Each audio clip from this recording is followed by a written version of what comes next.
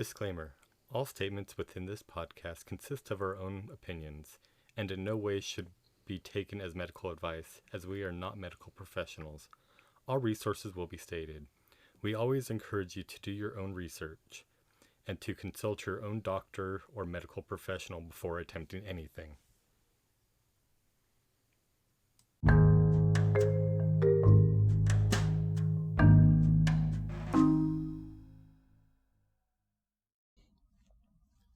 Welcome to Random Witchcraft with your host, Vix. And Callie, word up, people. Welcome back. Yeah, welcome back. We got an interesting episode. It's our 13 simple spells with items that you find in the home. Like, simple things. You got eggs in the fridge. You have honey, dill, thyme, salt and pepper, cloves, basil, mint, allspice, garlic, baking soda, vinegar, and lavender. some almonds, some cashews. Definitely one thing that's common in our households is coffee. Yeah, coffee. Coffee's good for a lot of things. Besides being the, excellent life water.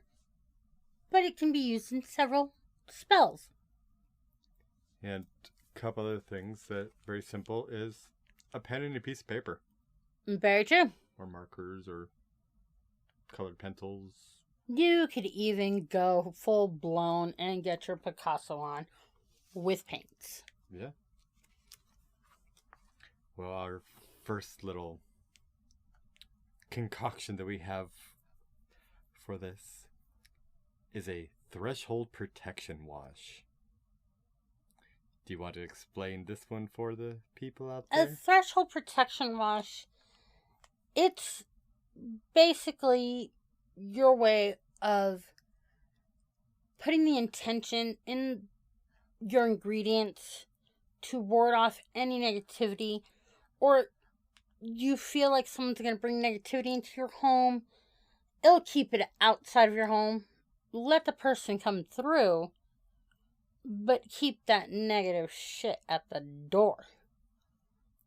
Yeah, it consists of 1 cup of water, a half a cup of vinegar, 1 tablespoon of lemon, and 2 tablespoons of salt.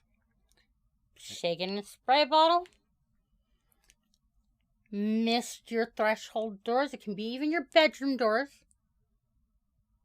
Because, sometimes you don't want that negativity with your significant other to be coming into the bedroom. It could pretty much be used in any liminal space. Yeah, it can. Even your windows.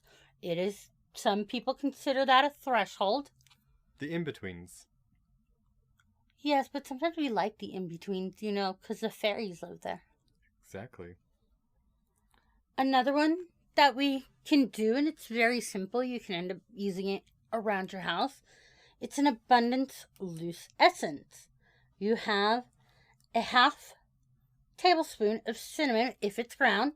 Or incense. You said essence. Fudge. An essence is a little bit different. Well, you know what? You're using the essence of that cinnamon. Yeah.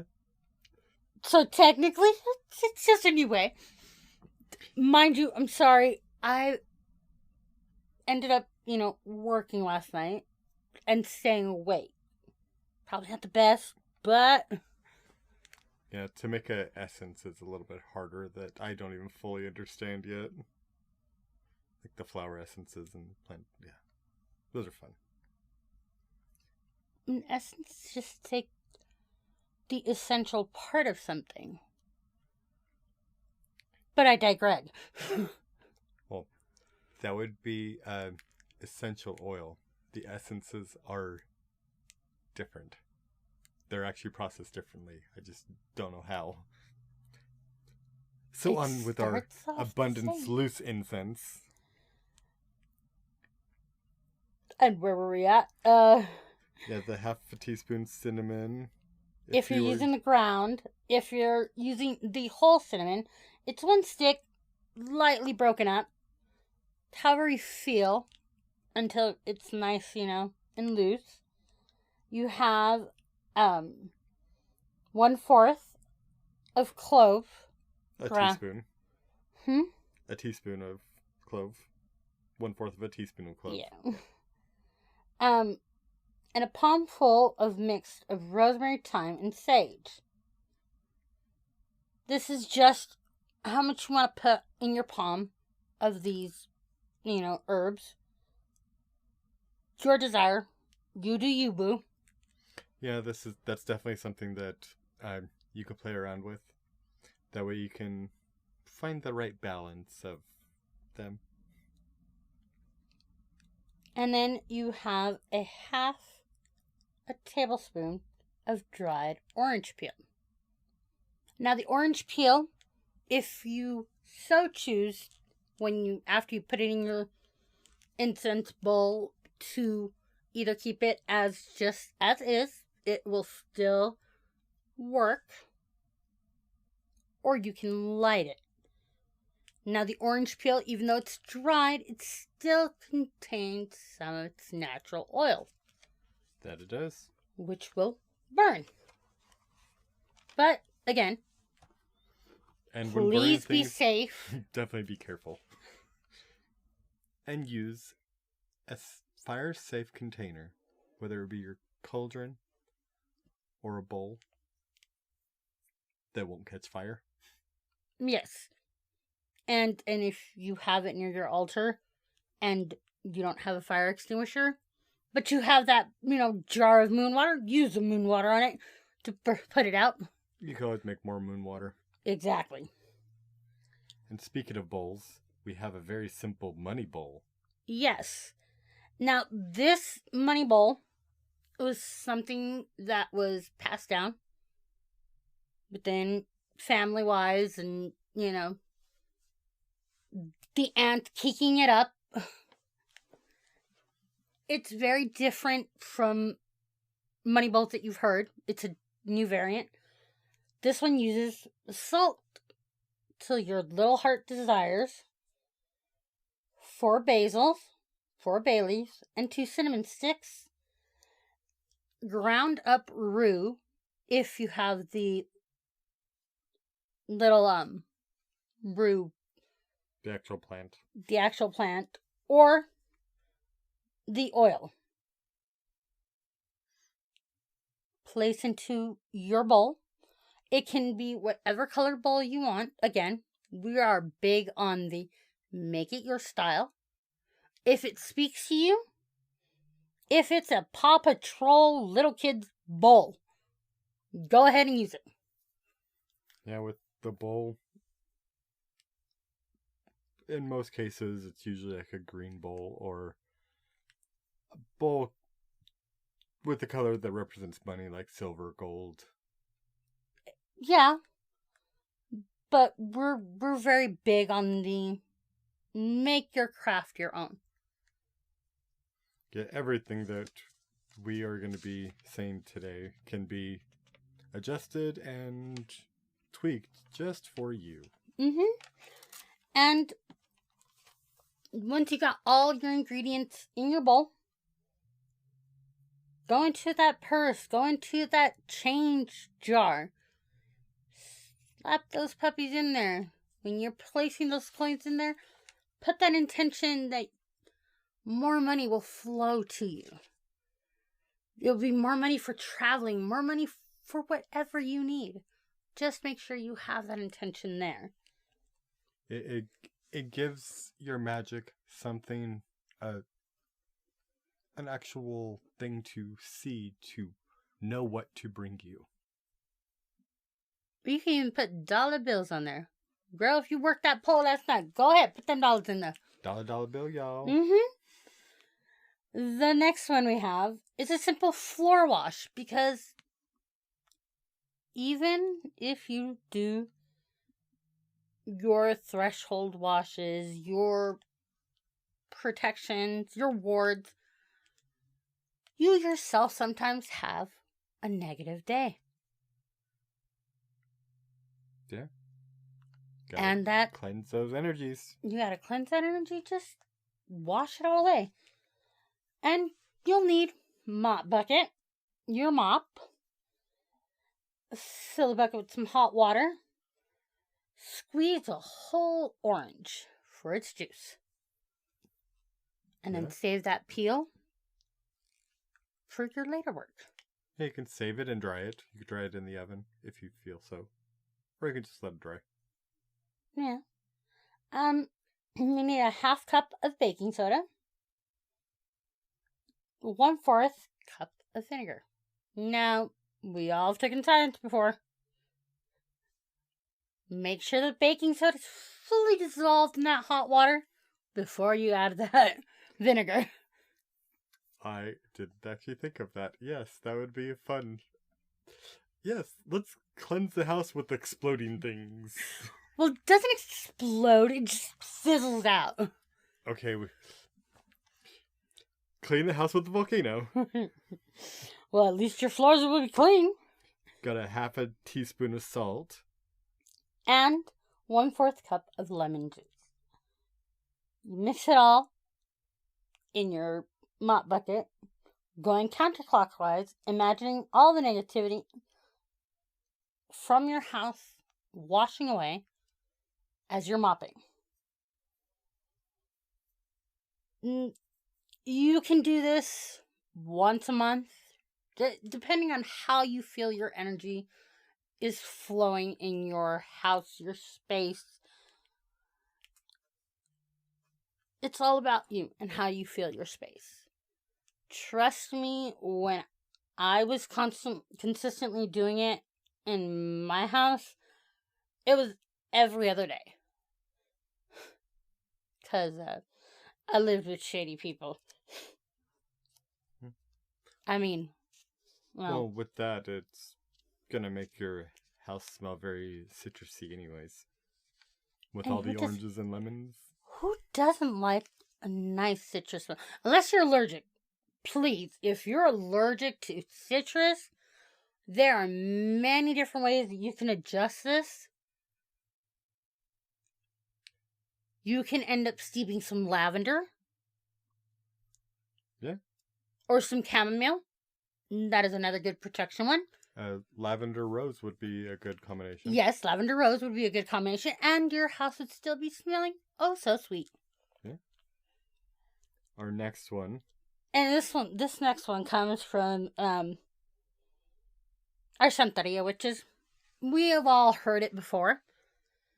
We have 2 different versions of the same limpia or cleansing.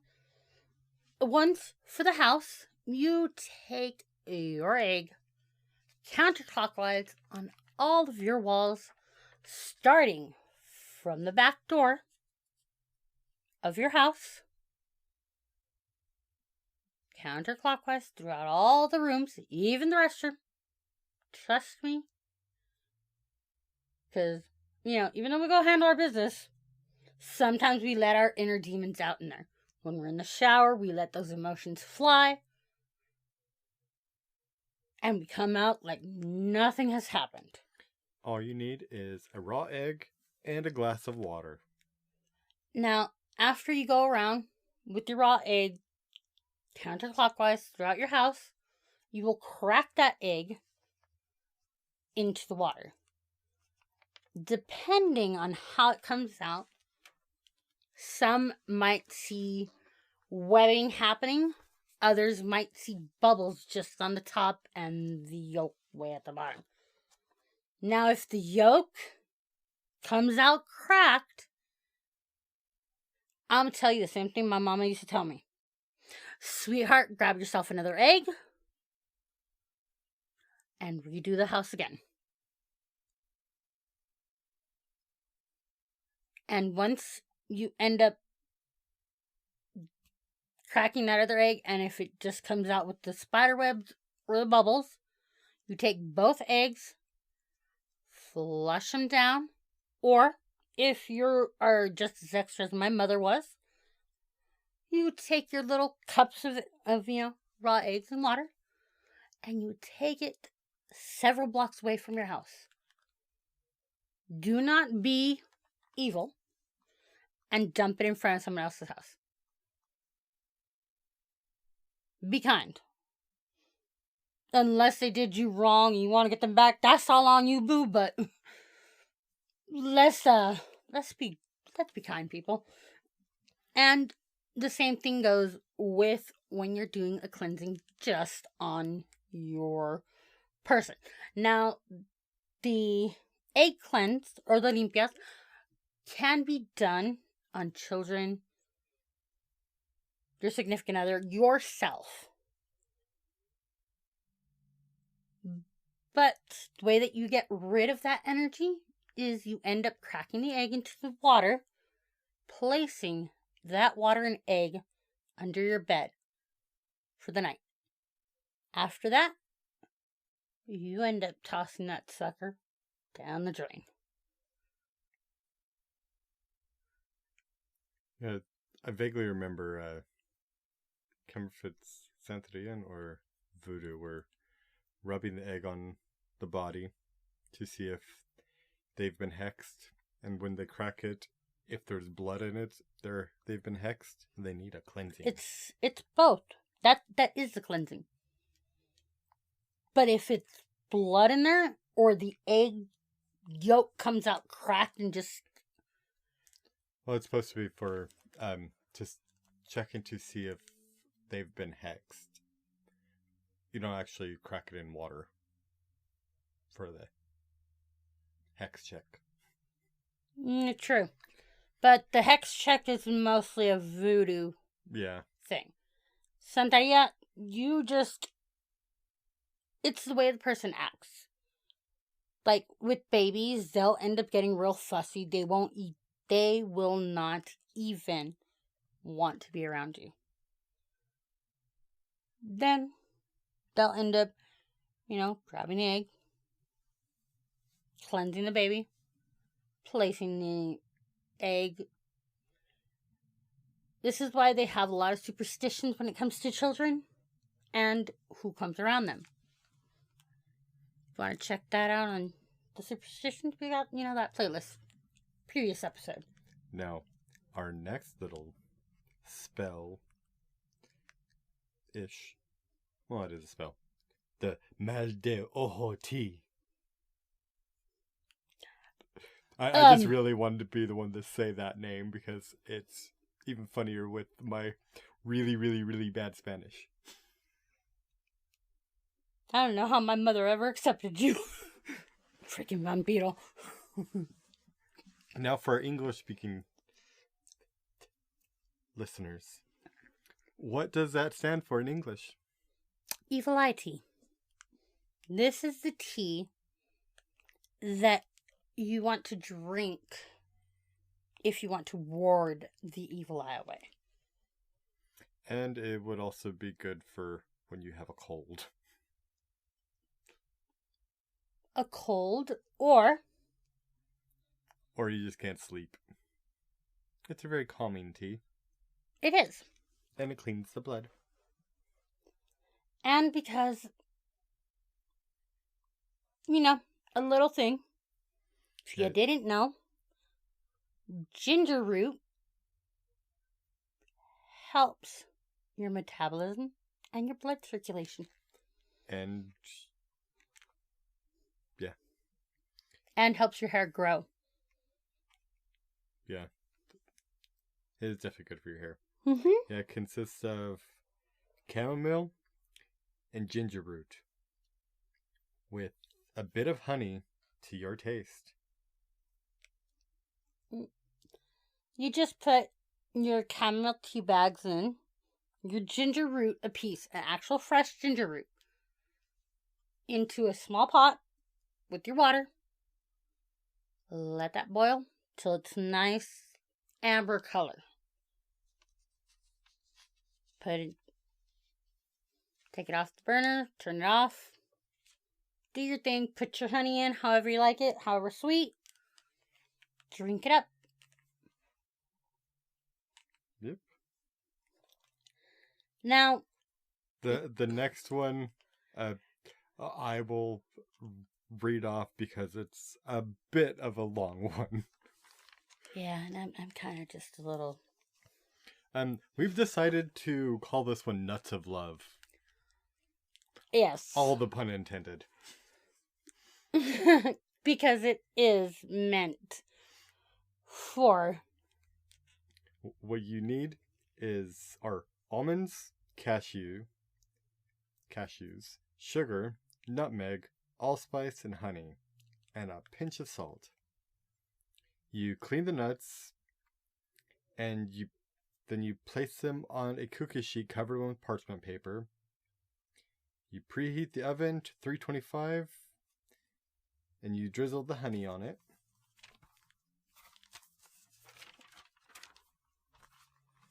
And in a separate bowl, you mix 2.5 tablespoons of sugar, 1 teaspoon allspice, and a 1/4 teaspoon nutmeg. You dust lightly over the nuts. You mix up your sugar, allspice, and nutmeg, and you lightly dust them. Yeah, lightly dust your nuts. As you're doing so, visualize your intentions as you dust them. And when you feel that your intentions are fully imbued into those nuts, bake them for 20 minutes or until golden brown, and you let them cool, and then you serve them. And then you can tell people that you've served them your nuts. You were waiting for that one. There's a whole lot of innuendo in that one. Of course. But they're nuts of love. For my Spanish-speaking people, this was something that my mom ended up teaching me. And she's calling her nueces de amor. Translated into English, nuts of love. Yeah. And my mom, she used to call him her nueces de amor, but she never really gave this recipe a name.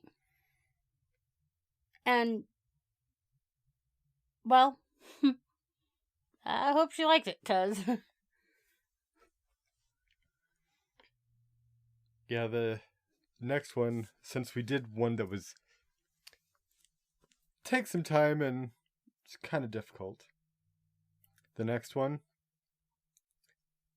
all you need is a pen, piece of paper, lighter, matches, and a fire-safe container. It's pretty much sigils. You design your sigil for your intention, whatever that may be. There are many ways that you can design a sigil, whether it be intuition or there are quite a few different ways. Some sigils are not meant to be burned. Some sigils are meant as wards and can be placed in the house after you've drawn them. True. Yeah, you write it / draw it on a piece of paper, whether it be a normal piece of paper or parchment paper, you choose. Or you can get real fancy and, go to Michael's, get yourself a nice little, piece of, thinly, wood. Because we just talked about nuts. So why don't you just talk about wood? True.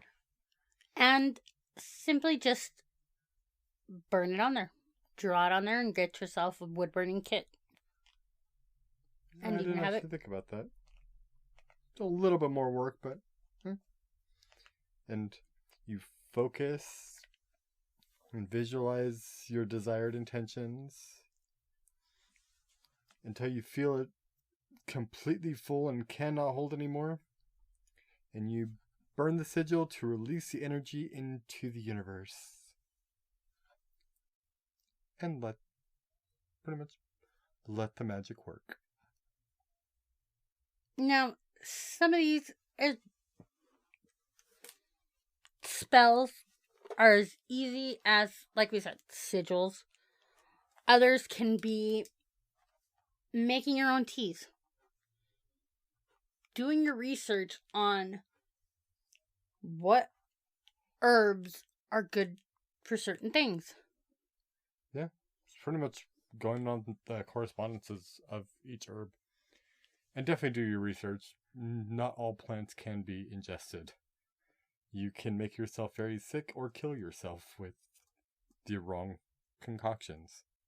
And then some people end up making these DIY teas and putting certain stones in the tea. Some stones are not water soluble, and they'll end up causing toxins in your body. Well, there is also the UT. Urinary tract infection? Not a UTI. The UT. Pretty much a bath. There are a lot of herbs that you may not be able to ingest, but you can bathe in them. Very true. Just one bit of warning. Don't use too much cinnamon oil in a bath, because there are certain places you do not want cinnamon to go. Again, like I said earlier, probably if you're masochistic, yeah, no problem, but not everyone's cup of tea. And our next one, which would be a purifying powder. You will need a half a cup salt, 2 tablespoons mint, 1 tablespoon dried lemon peel, 1 tablespoon lavender, 1 tablespoon rosemary, 1 teaspoon ground cloves, a mortar and pestle or a coffee grinder, and 1 cup of baking soda. You grind the salt, mint, lemon peel, lavender, rosemary, and cloves with the mortar and pestle or in a coffee grinder, reserved for the arts and crafts use. Combine the resulting powder with the baking soda, sprinkle the mixture over carpets and floors, and allow it to rest for at least 2 hours, preferably overnight. Vacuum or sweep it up. Discard the contents of the bag or dustpan outside.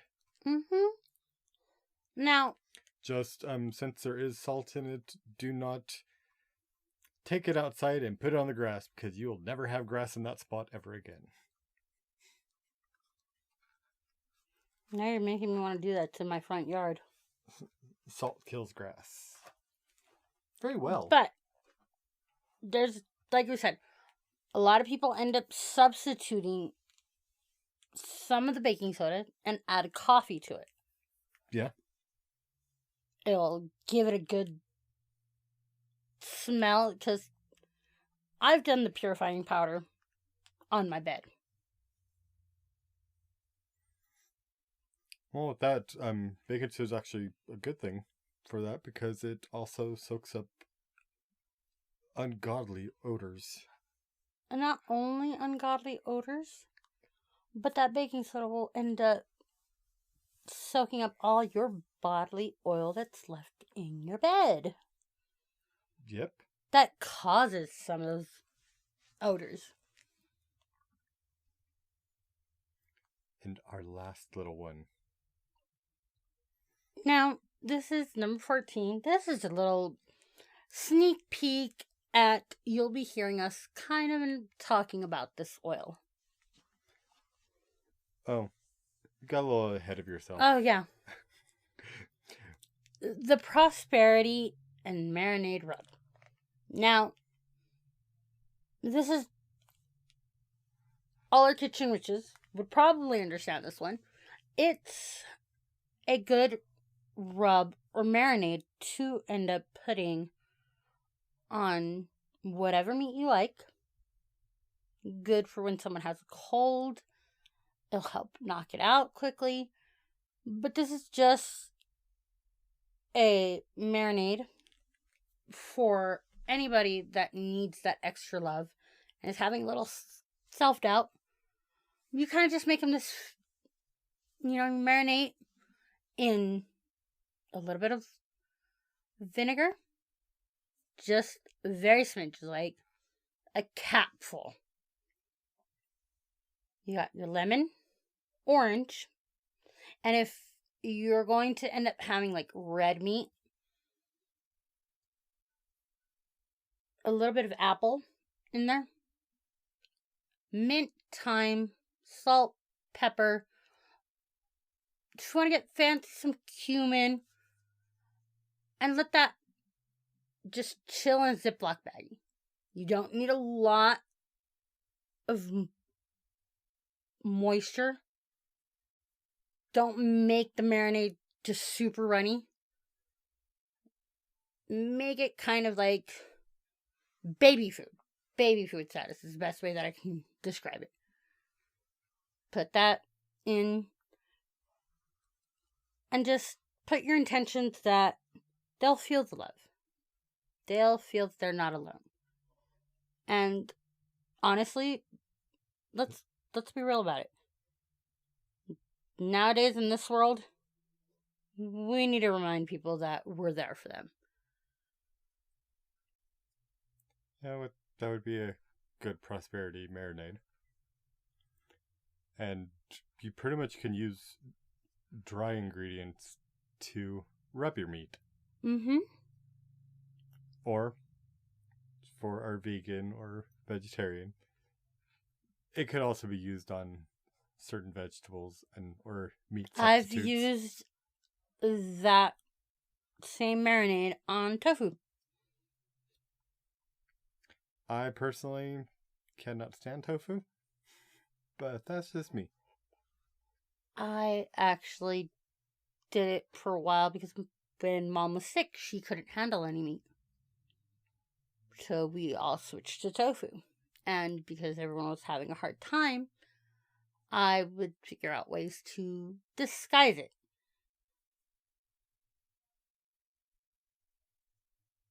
Does sound kind of good. Trust me, one of these days I'll make you eat it, and you won't even know.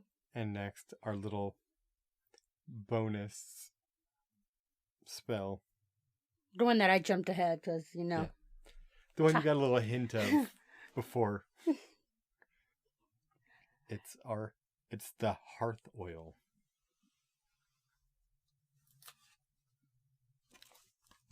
Go off that, because we changed it up from the one that is on there. We made it more... We made this hearth oil with the changes. Just because there were some of the things in it that might be difficult for some people to find. Where it is the hearth oil, and it does have a whole lot of different oils. You have 1 drop of violet, 2 drops of chamomile, 4 drops of lavender, 1 drop of jasmine, 1 drop of rose, 2 drops frankincense oil, 1 drop tea tree oil, and a tablespoon of a carrier oil, like almond oil, olive oil. Avocado. You get the drift. You get the point. Blend it in a bottle. Label it and date it, because it does last for about 4 months. Now, this is just like a little sneak peek at our next episode that will be coming out. It is all about protection and house blessings. And house blessings do coincide with a little that we talked about, which is, cleaning your house, getting it ready to be blessed. Well, don't give them too much information now. They have to tune in next week for Random Witchcraft. I'll see you next week. Later, guys. Bye.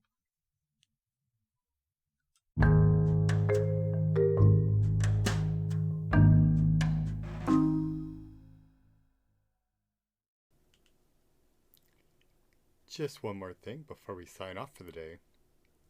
If you would like to reach out to us, you have multiple options. You can email us at randomwitchcraft@gmail.com.